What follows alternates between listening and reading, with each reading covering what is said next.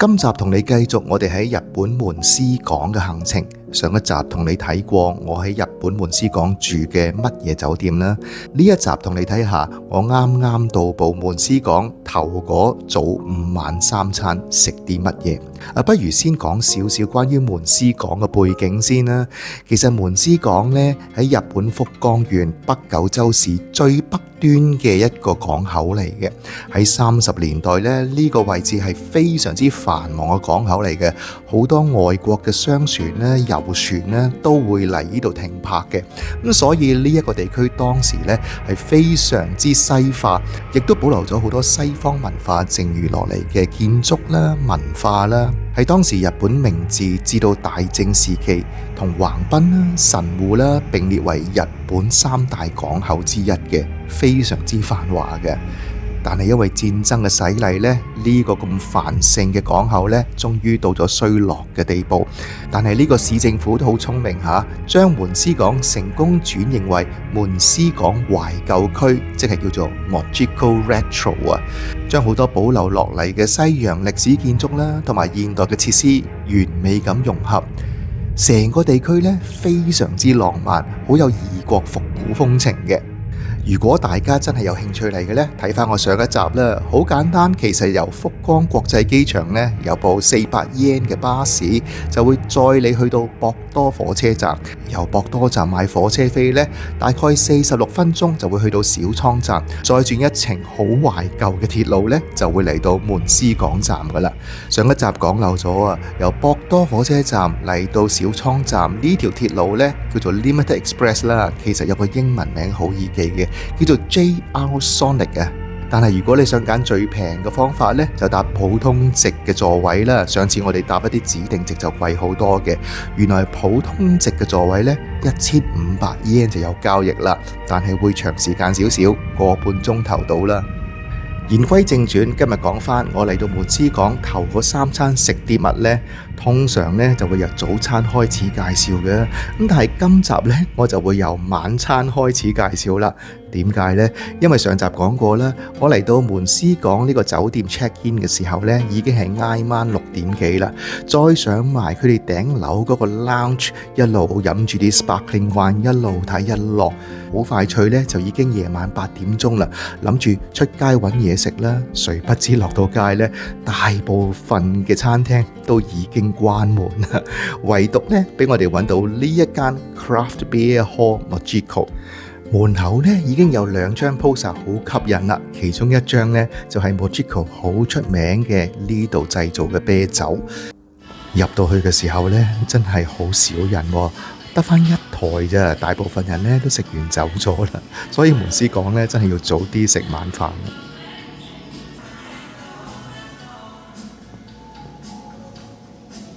嚟到5月呢都凍凍地喎，估唔到呢度有炆牛肉食喎，試下先。唔少得嘅呢就係呢度出產嘅啤酒啦，有3個選擇。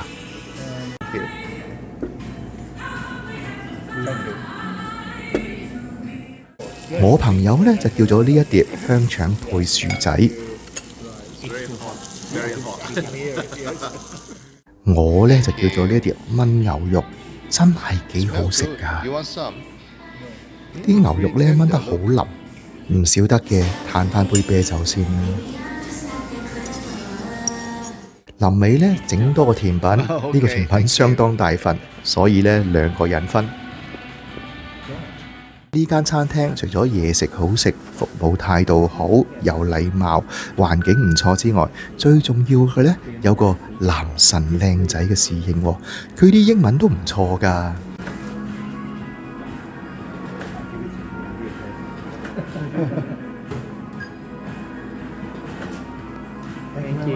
食完飯出街行個圈啦，大部分嘅食肆呢都閂咗啦，剩翻1-2間開嘅啫，同埋大部分呢，我哋發現都係食咖喱嘅喎。食完飯做啲乜嘢好呢？行翻去火車站，行咗入便利店，揾到咦新出嘅喎，呢隻雪條 Godiva 朱古力，仲有軟心添，啱晒我啦，整支試下先。真係幾好食喎！結果我晚晚食完飯呢，都走嚟火車站呢間便利店買支朱古力雪條。門司港嘅火車站呢，好復古啦，而俾我最深刻印象嘅呢，就係佢嘅洗手間啦。呢個洗手間男廁同女廁門口呢，有一個許願池嘅喎，唔知多數啲人許願會唔會係出入平安定係路路暢通呢？介紹完我第一餐嘅晚飯啦，第二朝早呢，一朝早起身出去行個圈，揾地方食早餐先。呢度行下呢，都會見到好多 banner 嘅，就寫住 Mojiko Retro， 就係呢個復古區啦。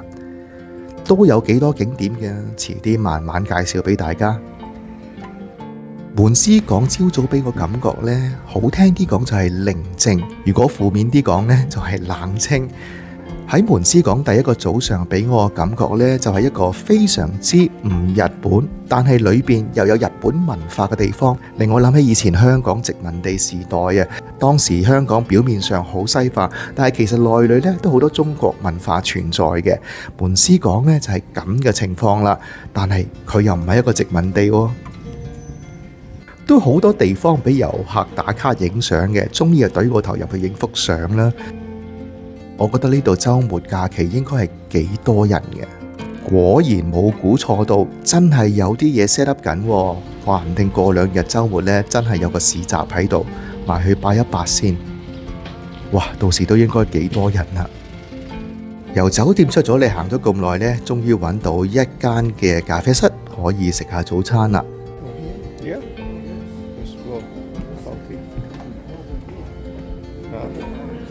但係入到去呢，就嚇我一跳啊！外邊嘅人影都唔多隻，但係裏邊呢，哇，幾旺場，好多人喎！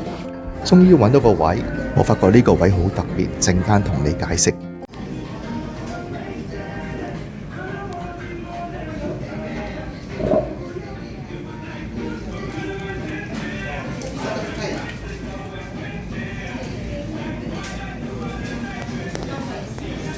嘢食選擇就唔多啦，全部都甜嘢嚟嘅，但係都好多唔同嘅口味選擇。Hello, can I have a salt butter and hot coffee? Americano. Actually, no. Maybe latte. Yeah. Hot. Hot. How much? 要完嘢食埋位坐啦，大家見唔見到啊？我覺得好有心思咯。呢個咖啡室呢，將呢一邊嘅角落頭呢，打造成一個好似搭船喺度等船嘅區域咁樣啊！無論啲座位啦、啲告示啦，都好似係一個碼頭，我哋等上船咁嚇。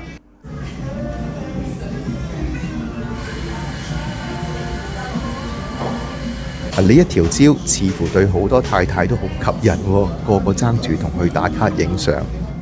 上一集我段片出街之後呢，收到一位朋友嘅留言，佢話原來佢60歲生日都喺日本門司港呢度過，俾咗呢幅相我睇。我同佢講：哎呀，呢度得返一條蕉咋？佢好失望喎。我話另外一條蕉我知去咗邊啊！如果你想知，慢慢睇埋呢一集啊！除咗條蕉受歡迎之外呢，呢一個畫框都幾受歡迎嘅。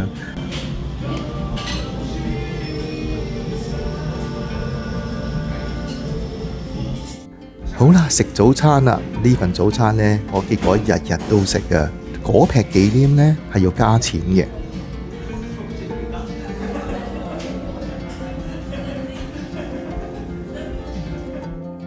過咗幾日，終於到週末啦，落嚟睇下係咪真係咁旺先？哇，真係好多人下喎，多咗啲街邊嘅小販買啲好特色嘅嘢啦。最特別嘅呢就係好多人都帶佢啲寵物落嚟曬太陽喎。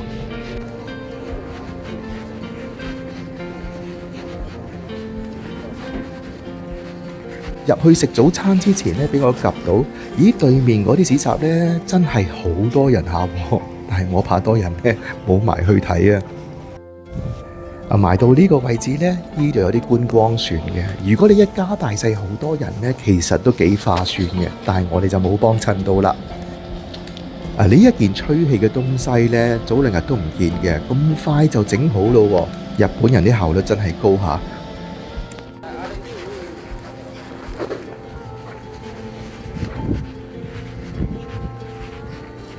好啦，食早餐先。側邊個門口呢，閂咗喎，原來呢，有個告示話佢哋油漆未乾。It's being painted. 結果我哋要翻去正門嗰邊入。日本人真係好特別嚇，佢哋會揀週末嚟又有嘅喎，但係佢又有開，咁所以呢都冇阻我哋入去食早餐嘅。另外一個特別嘅現象呢，就係上一次嚟嘅時候呢，出邊就冷清清，入邊就非常之多人，好熱鬧。但係今次呢，出邊就好熱鬧，但係入到嚟呢，一個人都冇喎。咁所以今次呢，就可以好方便咁影晒全個咖啡俾大家睇下啦。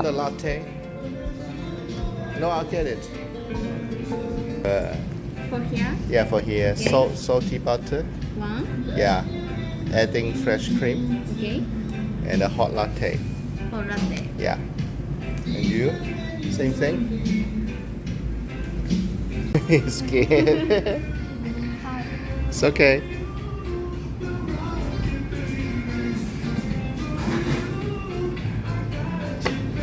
She want a card.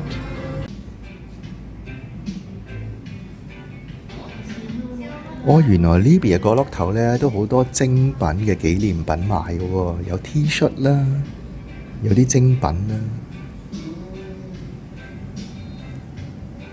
呢個呢就係我哋坐開個位啦，等上船個位啊。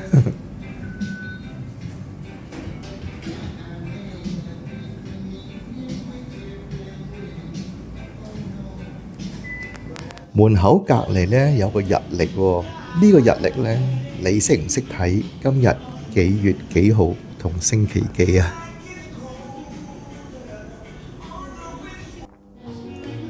我職業病呢會周圍望嘅，發覺佢哋嘅消防花灑頭呢個裝置好特別啊，有個碟嘅喎。離開嘅時候呢，其實我哋不嬲都知道樓上有間餐廳嘅，大家見到啦，夜晚8點就收㗎啦。但係呢度似乎呢都幾多嘢食下，唔淨只得日式咖喱咯。原來唔係淨係咖啡室又有啊，成個商場都又有喎。點解會揀週末遊嘅呢？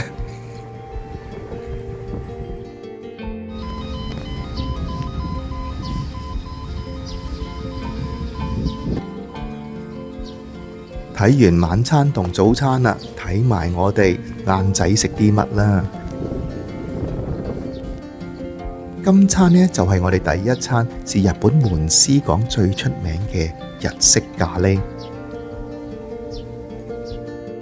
原來個入口呢喺側邊入嘅喎。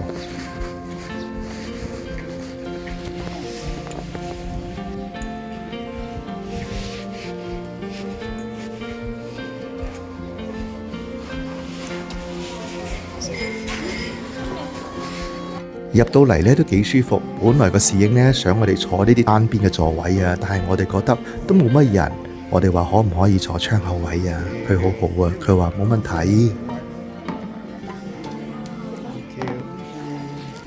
我諗呢度最出名嘅就係呢一碟啦，叫做大人之黑燒，唔知咩嚟嘅呢？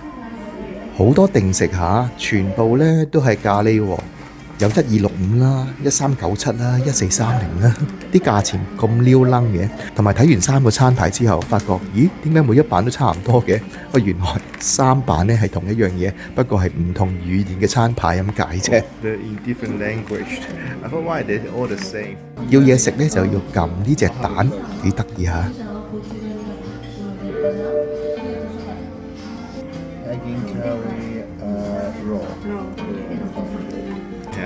The spicy seafood grill. Yeah. Raw egg, please. Yeah. Thank you. 我嘅職業病又發作啦，見到個窗口呢連咗個 UV cut 100喎，哇！連啲餐廳嘅窗口呢都要防 UV， 日本人真係細心嚇。我叫佢嘢食到啦，呢一盤呢就係日本呢個餐廳最出名嘅黑咖喱。海鮮嘅份量真係唔少喎，有扇貝啦，有蝦啦，芝士份量都非常之多。頭先佢問我要生蛋定熟蛋啊嘛，我就揀咗生蛋，就係咁樣食噶啦，將啲生蛋撈埋落啲飯度。呢度呢，仲有一盒盒嘅黑咖喱可以買返去香港做手信，我都買咗一盒俾朋友。旅程完咗之後，我先至發現，原來我食第一間嘅日式咖喱屋呢，就係我成個旅程我覺得最好味嘅日式咖喱屋。門司港呢，好多地方呢都係用斑馬線嘅，間唔中呢有啲好大嘅貨車經過，但係佢哋都好好人嘅，都會停低俾我哋過馬路嘅。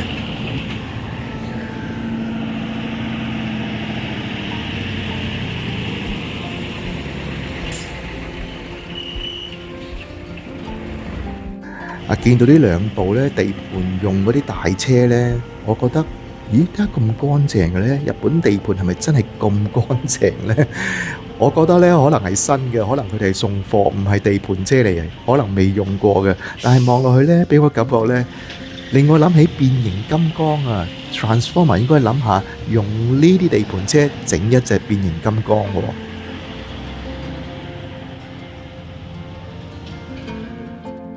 食完飯啦，我哋行個圈啦。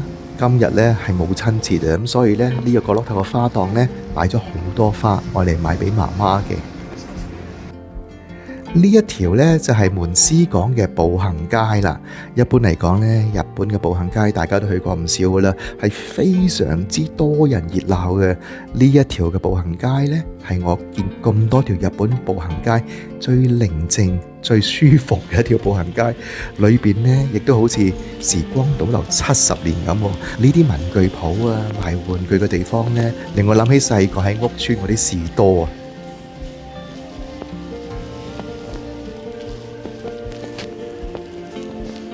我行過幾間眼鏡鋪咧，都有呢一個嘅擺設嘅，有副眼鏡，兩個眼珠碌下碌下，同埋有個咧俾你愛嚟測試自己視力嘅表。呢一間呢係應該好出名嘅明太子專門店啦，我又唔係幫襯，唔敢行入去啊。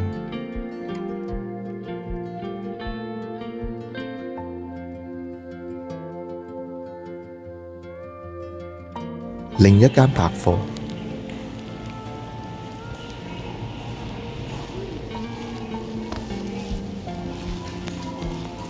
有書店啦，呢度啲書店呢亦都好懷舊下㗎。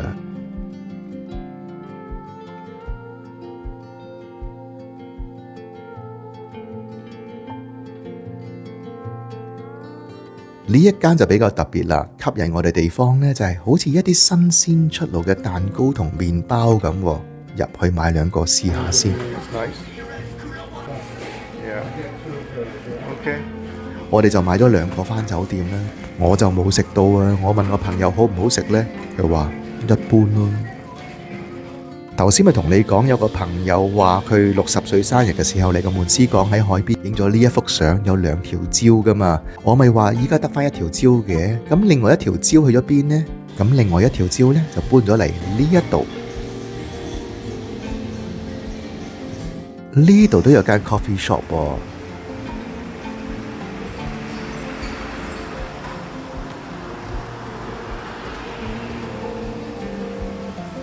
下午茶時候，不如入去飲杯咖啡，食件蛋糕先。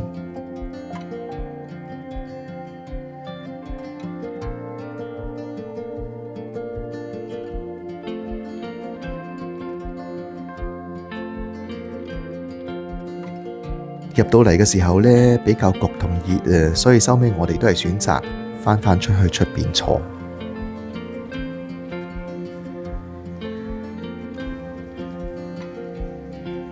隔離呢有個檔口啊，好多啤酒賣喎。依家係晏晝3、4點，日本人係咪真係咁鍾意飲啤酒呢？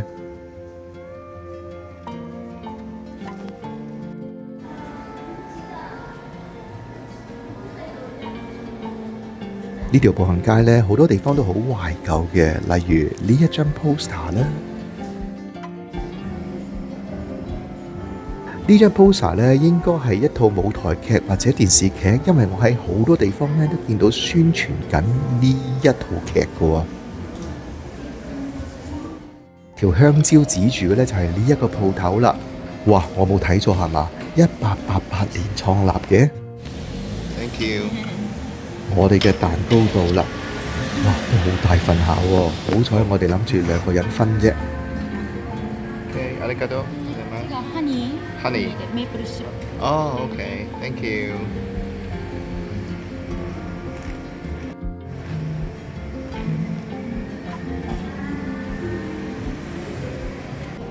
Yeah, it's melting actually, so we better get going. That's enough. Is it melting? The ice cream is melting, I can see it. Oh, okay.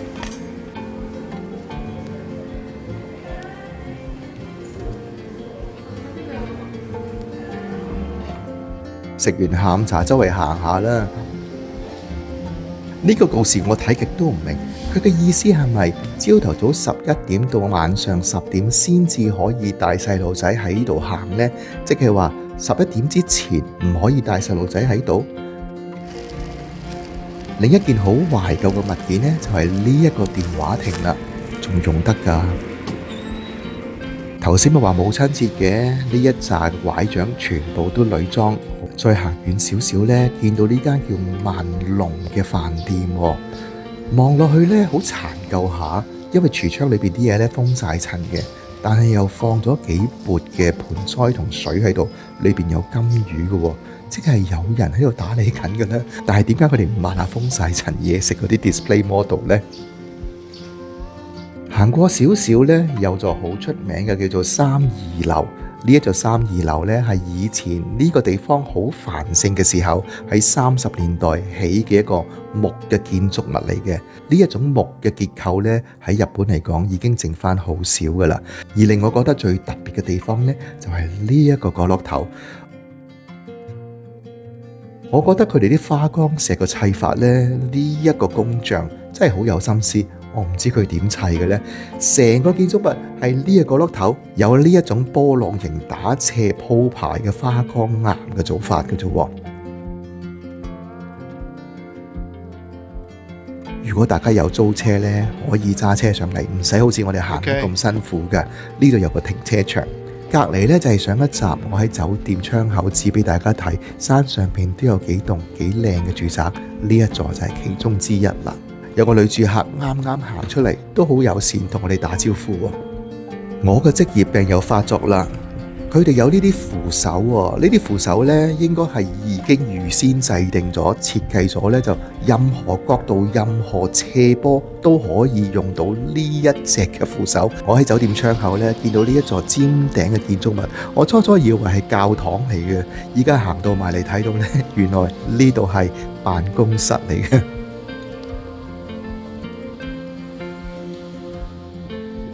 對面呢，就係呢度好出名嘅門司港鐵路博物館啦。12年前我哋搭火車嚟，主要嘅原因呢，都係睇呢個鐵路博物館。如果你嚟門司港呢，有一部復古嘅鐵路呢，你都應該試下搭嘅。係一啲觀光鐵路嚟嘅啫，都幾靚仔嘅，藍色嘅。咁啱呢，佢好似經過喎，俾你睇一睇先啦。過兩集我會有套片，就係坐呢一部嘅復古火車，究竟會坐去邊嘅呢？